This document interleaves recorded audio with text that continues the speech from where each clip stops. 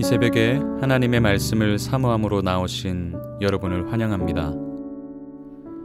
오늘 우리에게 주신 말씀은 사무엘상 13장 1절에서 23절까지의 말씀입니다. 봉독은 13장 1절에서 15절까지만 하도록 하겠습니다. 제가 읽겠습니다. 사울이 왕이 될 때에 40세라. 그가 이스라엘을 다스린 지 2년에 이스라엘 사람 3,000명을 택하여 그 중에서 2,000명은 자기와 함께 믹마스와 베델산에 있게 하고 1,000명은 요나단과 함께 베냐민 기브아에 있게 하고 남은 백성은 각기 장막으로 보내니라.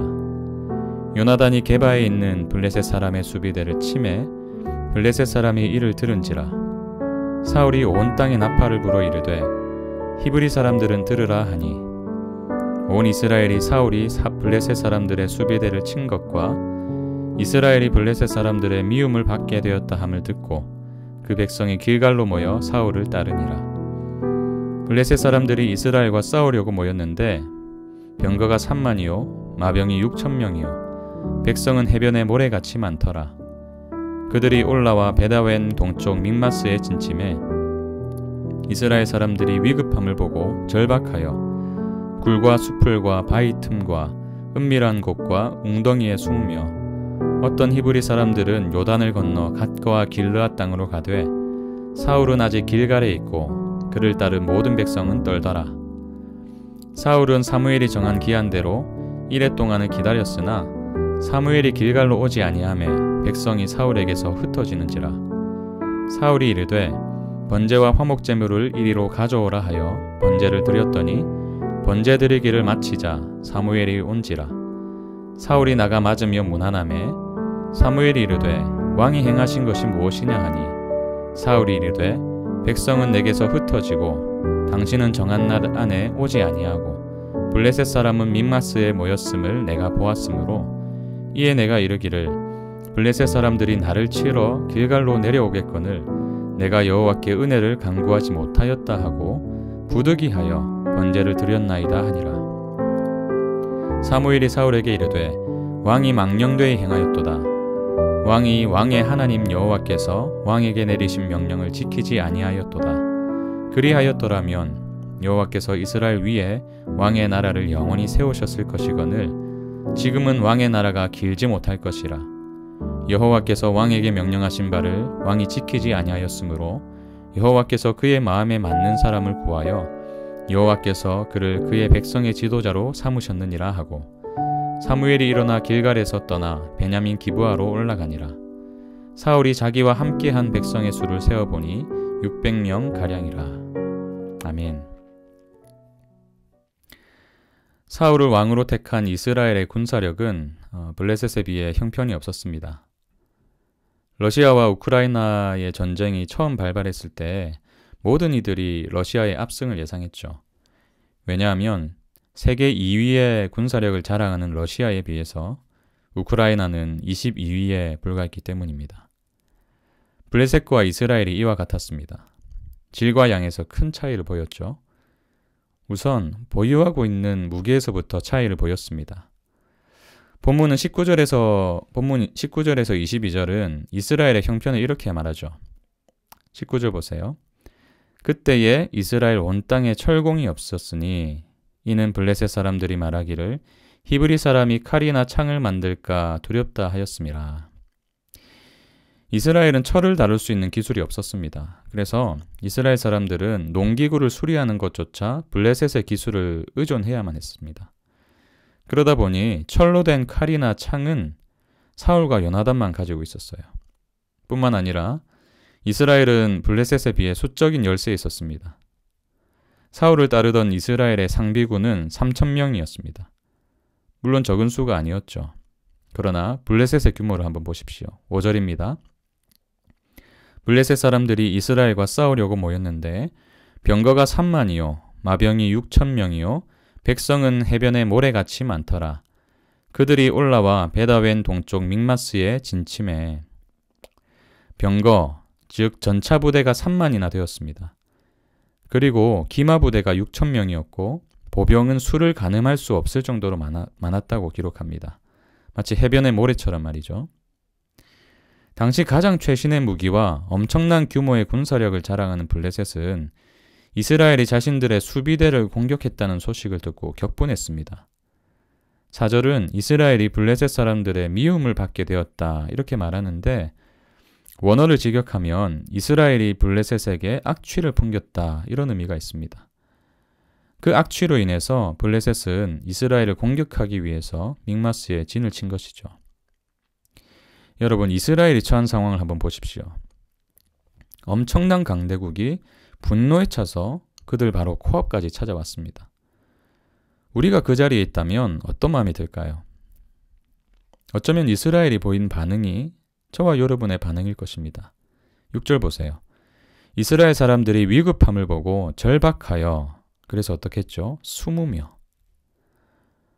심지어 어떤 사람들은 요단강을 건너서 도망쳐 버렸습니다. 사울과 함께 길갈에 있던 자들도 두려워 떨 수밖에 없었죠. 이 상황만 놓고 보면 너무나 당연한 반응입니다. 우리도 그렇지 않습니까? 감당하기 어려운 문제를 마주할 때에 우리의 자연스러운 반응은 무엇인가요? 그 문제를 회피하는 것이죠. 감당하기 힘들어서 책임을 지기 싫어서 그냥 도망쳐버리는 것입니다. 그게 아니라면 벌벌 떨면서 그 자리에 주저앉는 것이죠. 그것도 아니라면 그 상황을 해결하기 위해서 인간적인 방법을 쓰는 것입니다. 하나님의 뜻과는 상관이 없는 세상의 방법 말이죠. 사울이 보인 반응이 그것입니다. 사무엘은 사울을 왕으로 세울 때에 한 가지를 당부했습니다. 사무엘상 10장 8절 내용 보세요. 너는 나보다 앞서 길갈로 내려가라. 내가 내게로 내려가서 번제와 화목제를 드리리니 내가 내게 가서 내가 행할 것을 가르칠 때까지 7일 동안 기다리라. 그러나 사울은 그 명령을 따르지 않았습니다. 제사장이었던 사무엘을 기다리지 못하고 자기 임의대로 자기 마음대로 번제를 드리고 만 것이죠. 때마침 도착한 사무엘은 그를 향해서 망령되이 행하였다. 여호와께서 왕에게 내리신 명령을 지키지 않았다고 책망합니다. 사울은 왜 이렇게 불순종했을까요? 왜 하나님의 뜻이 아닌 자신의 뜻을 내세웠을까요? 그리고 이스라엘은 왜 블레셋 앞에서 도망치고 벌벌 떨기만 했을까요? 단 한 가지 이유 때문입니다. 두려움이 그것입니다. 사울의 말을 들어보세요. 11절입니다. 사무엘이 이르되 왕이 행하신 것이 무엇이냐 하니 사울이 이르되 백성은 내게서 흩어지고 당신은 정한 날 안에 오지 아니하고 블레셋 사람은 믹마스에 모였음을 내가 보았으므로. 그는 백성이 도망가는 것을 보았습니다. 그런 상황에서 7일 동안 기다렸던 사무엘은 아직 오지 않았습니다. 블레셋은 믹마스에 진을 치고 있죠. 언제든 이스라엘을 공격할 기세로 말입니다. 11절 마지막을 다시 보세요. 내가 보았으므로. 이 모든 상황을 내가 보았으므로. 이런 상황을 보니 두려움이 찾아온 것입니다. 그 상황에 아무것도 할 수 없는 자신의 무능력으로 인해서 그는 하나님의 뜻이 아닌 자신의 방법대로 그 문제를 해결하려 한 것이죠. 그리고 그의 마지막 변명은 우리가 자주 하나님께 드리는 변명이라는 것을 보게 됩니다. 부득이하여 번제를 드렸나이다. 부득이하여. 이런 상황이라 부득이하여 제가 하나님의 방법이 아니라 편법을 저지른 것입니다. 사업의 미래가 불투명하니 부득이 제가 부정적인 방법을 사용한 것입니다. 자녀의 성적이 떨어지니 부득이하여 예배에 빠지고 학원에 가라고 한 것입니다. 우리의 부득이하여의 이면에는 한 가지가 도사리고 있습니다. 두려움입니다. 그런데 그 두려움의 밑바닥에는 반드시 존재하는 것 한 가지가 있는데 하나님을 향한 불신앙입니다. 여러분 생각해 보십시오. 이스라엘이 언제 군사력으로 열강들을 이겨왔습니까? 그들이 지닌 능력이 그들을 애굽이라는 초강대국으로부터 구원했습니까? 홍해는 어떻게 건넜으며 또 광야 생활은 어떻게 지나왔습니까? 요단강은 어떻게 건넜고 여리고성은 어떻게 무너졌습니까? 그들이 가진 무언가가 아니라 세상에서 흔히 용인되는 방법이 아니라 부정이나 편법이 아니라 오직 하나님의 능력으로 인함이 아니었던가요? 이스라엘과 사울은 블레셋이 가진 엄청난 화력을 보았을 뿐 여전히 그들의 편에 서 계신 전능하신 하나님을 보지는 못했습니다. 문제에 압도되어서 두려움에 빠진 그들은 살아계신 하나님을 믿음으로 보지 못했던 것입니다. 김구원 교수님은 우리에게 중요한 명제 하나를 던집니다. 두려움은 믿음의 반대입니다. 두려움은 믿음의 반대입니다. 그의 말을 계속 들어보세요. 왜냐하면 두려움은 하나님보다 사람이나 사건이 더 크게 느껴지는 순간 생겨나기 때문입니다. 왜냐하면 두려움은 하나님보다 사람이나 사건이 더 크게 느껴지는 순간 생겨나기 때문입니다. 문제를 크게 볼 때 우리는 두려움에 빠질 수밖에 없습니다.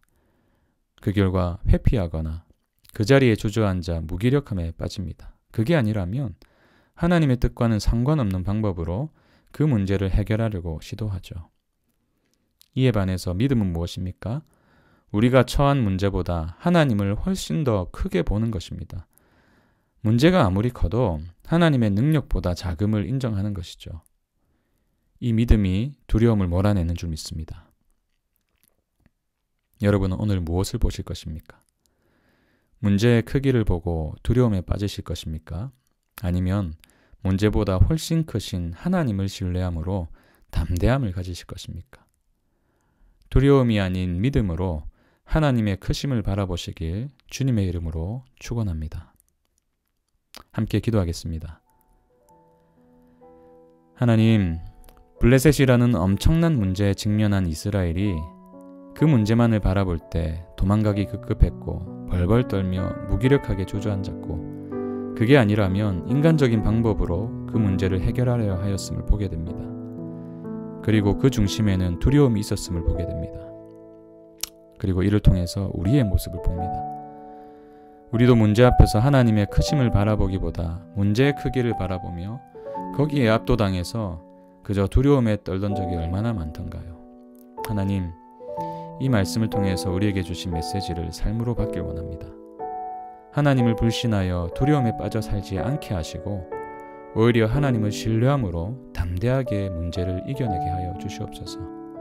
그 놀라운 승리를 경험하는 하루가 되게 하여 주시옵소서. 예수님 이름으로 기도합니다. 아멘. 오늘도 주신 말씀 기억하며 두 가지 기도 제목 붙들고 기도하겠습니다. 첫 번째는 하나님, 감당할 수 없는 문제 앞에서 우리가 보여야 할 반응은 믿음으로 하나님을 바라보는 것인 줄 믿습니다. 더 이상 도망치거나 주저앉거나 인간적인 방법으로 해결하려 하지 않게 하시고 먼저는 하나님을 바라보게 하여 주시옵소서. 두 번째는 사울의 입술에 담긴 핑계처럼 나의 부득이하여는 무엇인지 발견하게 하시고 하나님의 방법으로 살아갈 때에만 누릴 수 있는 승리를 경험하게 하여 주시옵소서. 우리 두 가지 기도 제목 붙들고 함께 기도로 나아가겠습니다.